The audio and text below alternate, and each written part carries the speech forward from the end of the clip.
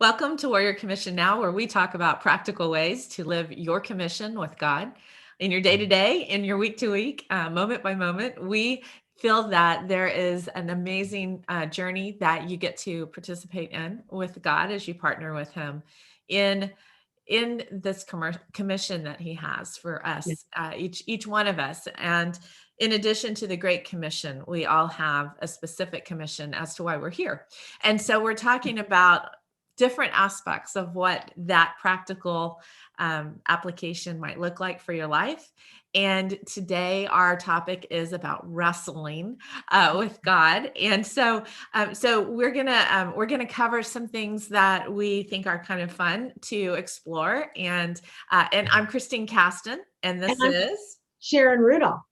And we are part of the Warrior Commission. And in the Warrior Commission, we continually explore what's possible with God. We love to understand the limitless possibilities that God gives us in our journey with Him. And so these conversations actually started as an opportunity for Sharon and I just to talk, just to talk about the God stories and just to talk about the things that God was doing in our lives. And in the process, we thought, hey, what if we invited you to our table and you got to share in the conversation? So you are invited to be a part of our conversation today. And we just want to thank you for being here, for listening, and for being a part. And so as we talk about this wrestling, Yes. one of the things that we actually were doing something else. It was another video that we were looking at that actually was Commit to the Ride. It was the name of that video. But we stumbled upon this verse in the Weymouth New Testament, that is Colossians 1:29. And I love the way it was worded. It said, to this end, like an earnest wrestler, I exert all my strength in reliance upon the power of Him who is mightily at work within me. And I think that there's something about that idea of wrestling. And we have Jacob in Genesis 32:28 who wrestled with God. So that was kind of the Yes. first thing I thought about as I read that verse. Mm. And in that process, Jacob was wrestling with God. And the next day, he was supposed to go see his brother, who he really thought was going to kill him. So he was in a bit of this, God, you've got to do something at this point. He was kind of in that there's really no contingency plan here unless God is to intervene. So Right. Sharon, would you share a little bit about what you've kind of discovered through the process of thinking about God wrestling with Jacob and Jacob's journey? Yeah. With all of Jacob's choices, with all of Jacob's life, right? He now has technically 4 wives, 11 kids, and all that he's lived, all that he's learned. He still knows God's his one hope. Mhm. When yeah, when the rubber meets the road, God's his one hope. Mhm. So he's sitting in this place, and this is the place where he'd had the dream about Jacob's ladder. So he knows God's met him here before.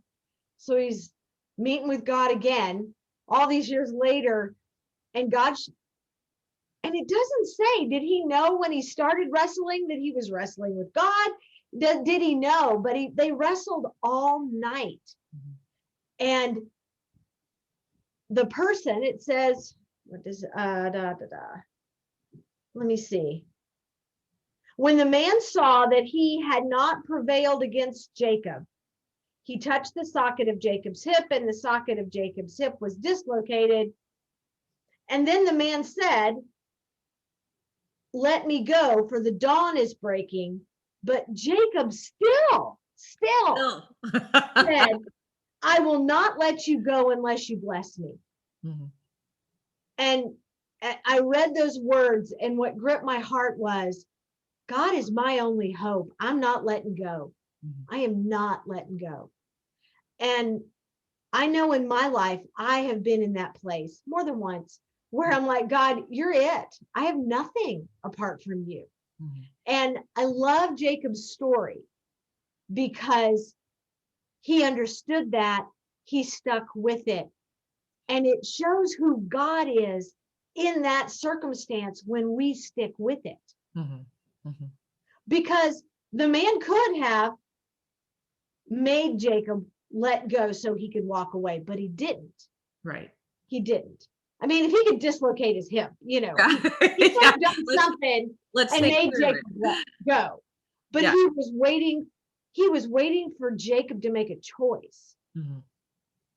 And Jacob's choice was to ask for a blessing And to not let go. and to not When let that go blessing came. and to believe the best about God. Mhm. Just that whole concept of believing the best about God is huge. Yeah. Absolutely huge. Because in the world today, people want to see him as this grumpy old man. He's either Santa Claus or a grumpy old man. Well, he's neither. Yeah. He's neither. Yes. He's so amazing and kind and good and wonderful. And I love how he's patient with us Mhm. when we wrestle with him. Yes. He is so Because patient truthfully, with we're not wrestling with him. We're wrestling with us. It's Yes, it's our it's our actually our internal battle right. of will we choose to see his goodness? Will we choose to Yes, see God in the land of the living? Will yes, we choose to look for him in what he's doing? And I think sometimes God wants to help us build that perseverance yes, and that endurance in him, not because of him withholding, because that's not what right. it's about. No, He's a good father and he does not withhold his blessings from his children. But right. he does also understand in our development and growth what's best for us. And Yes, and we don't always see that because we want the quick fix. God, fix yes, it. yes. Fix this. And he's like, Just well, go away. I really have something that needs to happen in you first, Right. before. And so what happens is because he doesn't show up in the way we expect, and we have to hold on a little longer than what we wanted to, Yes, in that process of building that endurance and building that, that muscle to hold on, we actually shut down what's possible through right. our own choice. Because Jacob, who became Israel at that moment, could have actually said, you know, I'm tired of this. I've been wrestling with you all night. I don't believe you really care. You're just Right. you're just here to mess with me. I'm done. And he Right. would have missed not only would he have missed the blessing, he would have missed the identity change that God took him through in that Right. process. Giving him a new name represents an identity change. And from that day forward, he walked with a different identity, and his generations got to experience what it was to be the tribes of Israel. Yes. And that was that they are not the tribes of Jacob, they're the tribes of Israel.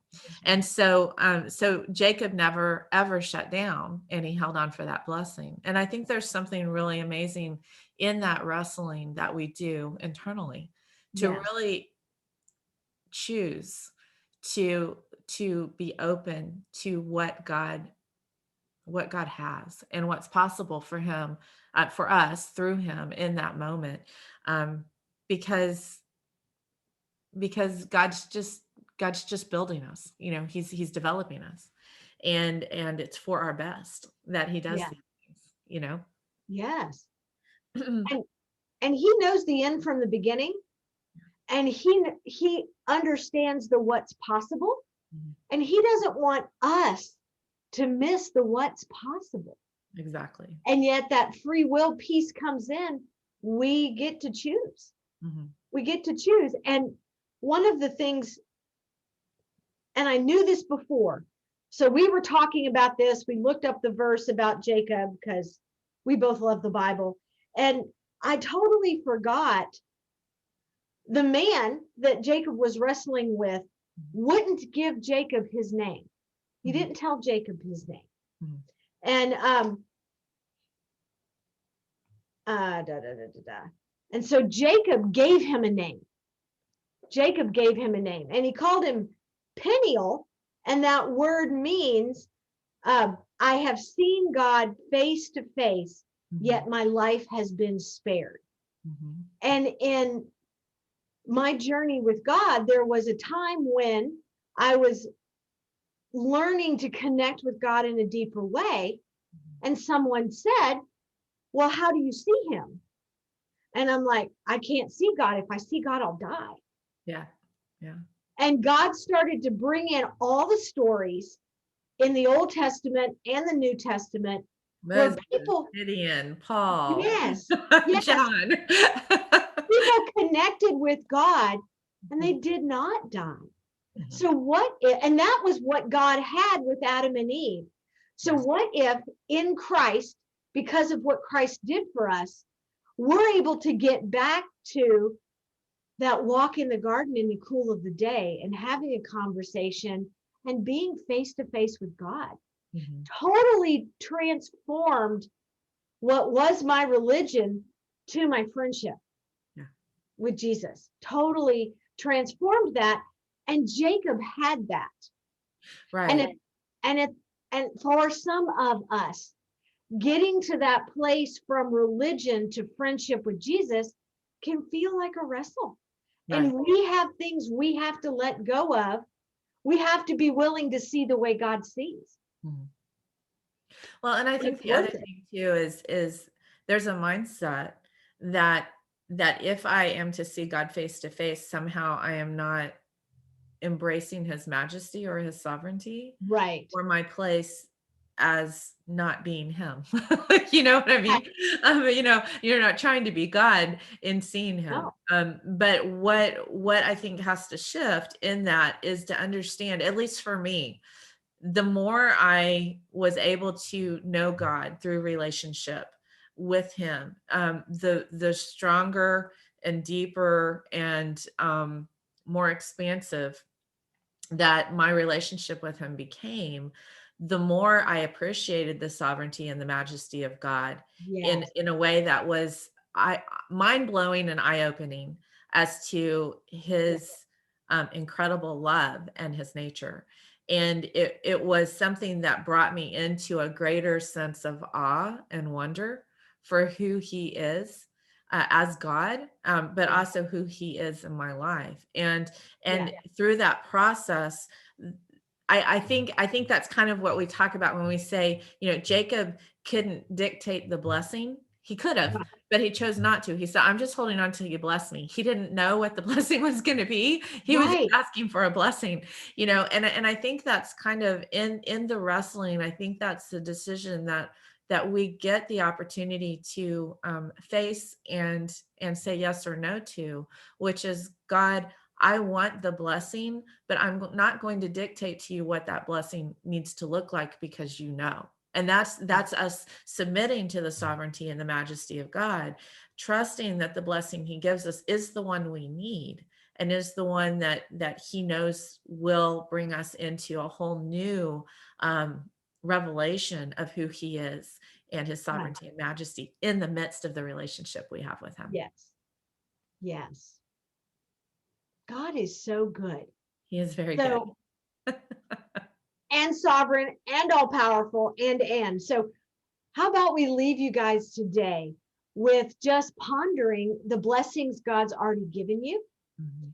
and the blessings he may want to give you down the road. What might be possible that you haven't been able to see yet? Mhm.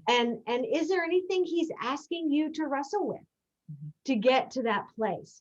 And if you would like to be a part of a community that trains and talks about this life in Jesus that we have, um, check out thewarriorcommission.com and see what we have on tap that may bless you in your journey and in your wrestling. So thanks for joining us today. Thanks so much.